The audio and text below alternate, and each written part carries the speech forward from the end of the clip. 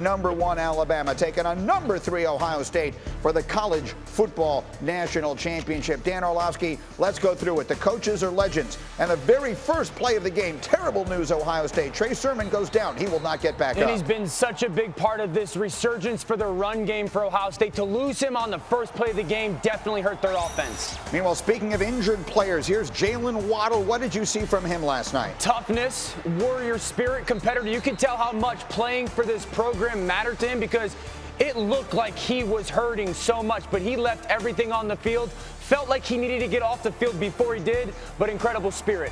Wound up making 3 catches for 34 yards. Meanwhile, to the scoring, this is the first touchdown of the game. It wouldn't be the last. Najee Harris takes it in Alabama, a 7-0 lead. Early on, however, Justin Fields had answers. Look at this throw to the big tight end. Yeah, I can't wait to break this one down because it shows off some of the traits, some of the talent that Justin Fields has, and I love the touch that he put on that football.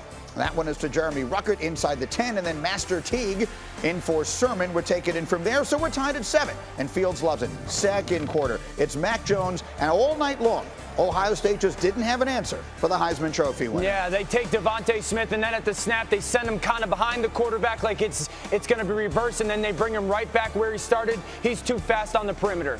Then there was a Bama fumble, and Ohio State takes over, and they take it in. It's Teague again, so it's 14 all. Are we going to go back and forth? Well, Mac Jones said, nope, because I've got this guy, and you can't stop him. Green, this is so hard.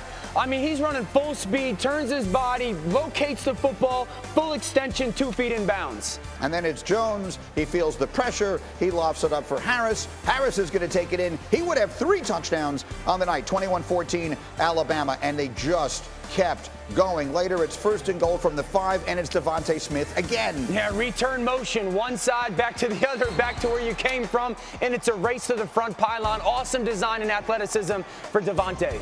Yeah, they just make it look so easy, and then he's behind the defense again. I'll say it again. Can't wait to break this one down. And look at the point. Devontae knows it's a great job by his play caller, a great job by his quarterback, 2 special players. 215 yards, 3 touchdowns on 12 catches for Devontae Smith in the first half. And then more of the same in the second, but on this play, he gets hurt. Yeah, protect those fingers. They're going to make you a lot of money. And you can see him getting jammed up right when he's going to make that catch with that hit by Pete Werner. Hopefully, he's going to be just fine, but you can see him shaking, going, something's not right inside my glove. He wouldn't return, but he had done his job for the night. Slade Bolden then comes in. He gets into the action. He goes in for the score. Mac Jones throws 5 touchdowns in the game, tied for the most all-time. And then a celebratory moment late. Alabama's up 52-24. They put in Landon Dickerson, who tore his ACL less than a month ago. He snaps it. They kneel it. The celebration is on. And a season unlike any other ends in very familiar fashion with Alabama and Nick Saban on top. Once again, the kings of the college football world, the final 52-24.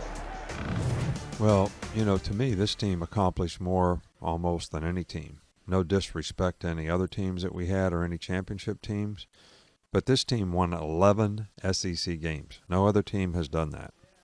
They won the SEC and went undefeated in the SEC.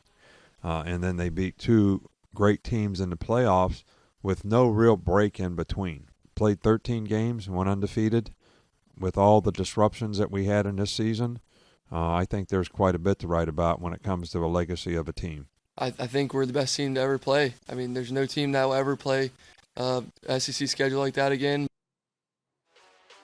Well, they set all kinds of records last night. Devontae Smith, single-season SEC records for receiving yards and touchdowns. Najee Harris sets the conference record with 30 touchdowns. Mac Jones sets the Division I record for completion percentage, and they average nearly 49 points a game. That is the most in SEC history. So much to unpack after what really was a coronation and perhaps not unexpected. So, Dan, I start with you. What was your number 1 takeaway from this night in college football? It shouldn't be that easy. It's not supposed to look that easy, and it's one of the most dominant performances I've ever seen. But this is when you get incredible talent matched with legendary coaching and a culture that's built upon the obsession of habit. This is the type of performance that you get. And it was dominant on every level. It wasn't just dominant on the line of scrimmage. It was dominant with the quarterback play. It was dominant out on the perimeter with all the special athletes. It was dominant from the scheme that they wanted to use. It was dominance from their defensive line.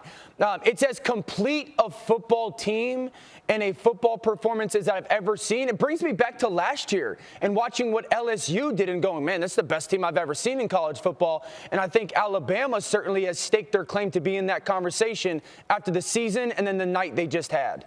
I'll get to Joey in a second on the greatest of all time conversation. But, Jeff, just watching, and I know you have a personal interest in this, what was your number one takeaway?